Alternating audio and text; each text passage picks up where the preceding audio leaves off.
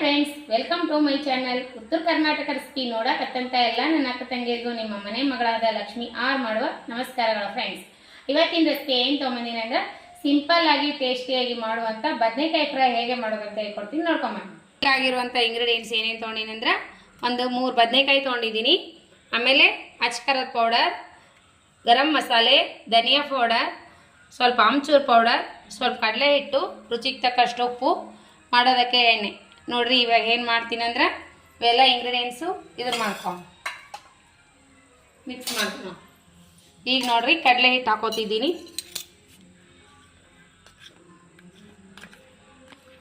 ಅದಕ್ಕೆ ಎಷ್ಟು ಬೇಕು ಅಷ್ಟು ಹಾಕೊತಿದ್ದೀನಿ. ಅಚ್ಕರದ ಪೌಡರ್ ಇಷ್ಟಾದರೆ ಸಾಕು. ಆಮೇಲೆ ಗರಂ ಮಸಾಲ, ಆಮೇಲೆ ಧನಿಯಾ ಪೌಡರ್, ಆಮೇಲೆ ಆಮ್ಚೂರ್ ಪೌಡರ್, ರುಚಿಗೆ ತಕ್ಕಷ್ಟು ಉಪ್ಪು, ಇಷ್ಟಾದರೆ ಸಾಕು. ಇದೆಲ್ಲ ಮಿಕ್ಸ್ ಮಾಡ್ಕೊಂಡು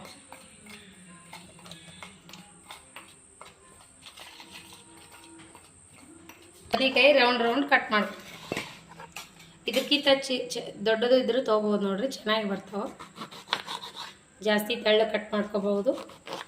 ಇಷ್ಟೇ ಇದ್ರೆ ಸಾಕು.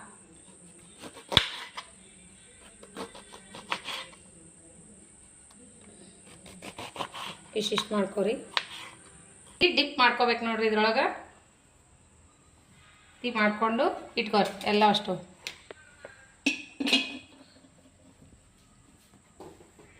ಈ ರೀತಿ ಇವೆಲ್ಲ ಇಷ್ಟು ಮಾಡಿಕೊಂಡು ಒಂದು 5 ನಿಮಿಷ ಬಿಡ್ರಿ. ಇದ್ರಾಗ ಇರೋದೆಲ್ಲ ಚೆನ್ನಾಗಿ ಹೀರ್ಕೋತದೆ. ಈ ರೀತಿ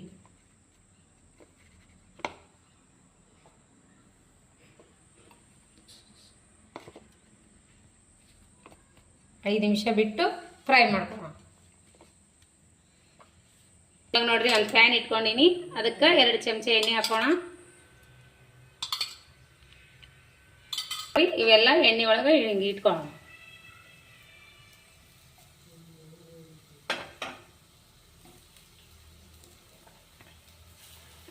ನೋಡ್ರಿ ಇವಾಗ ಈ ರೀತಿ ಹಚ್ಕೊಂಡು ಮೇಲೆ ಒಂದು ಈ ರೀತಿ ಕ್ಲೋಸ್ ಮಾಡಿಬಿಡ್ರಿ. ಆಮೇಲೆ ಈಗ ನೋಡ್ಕೊರಿ ಫ್ರೈ ಆಗಿರ್ತಾವೆ. ಫ್ರೈ ಆಗ್ಯಾವ ನೋಡ್ರಿ. ಇವಾಗ ತಕ್ಕೋಣ. ನೋಡ್ರಿ ಎಷ್ಟು ಮಸ್ತ್ ಬಂದಾವ.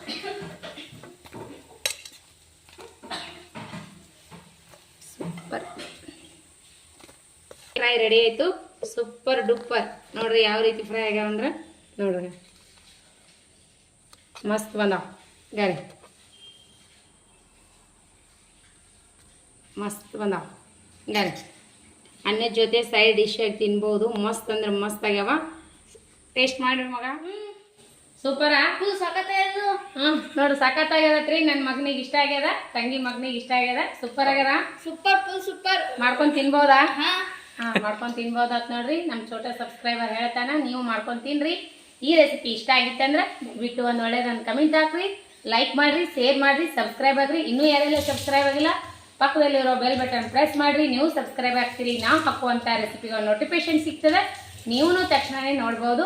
ಈ ರೆಸಿಪಿ ಇಷ್ಟ ಆದ್ರೆ ಲೈಕ್ ಮಾಡಿರಿ, ಶೇರ್ ಮಾಡಿರಿ, ಸಬ್ಸ್ಕ್ರೈಬ್ ಆಗಿರಿ. ಮತ್ತೆ ಮುಂದಿನ ರೆಸಿಪಿಯಲ್ಲಿ ಸಿಗೋಣ ಫ್ರೆಂಡ್ಸ್. ನಮಸ್ಕಾರ, ಬಾಯ್.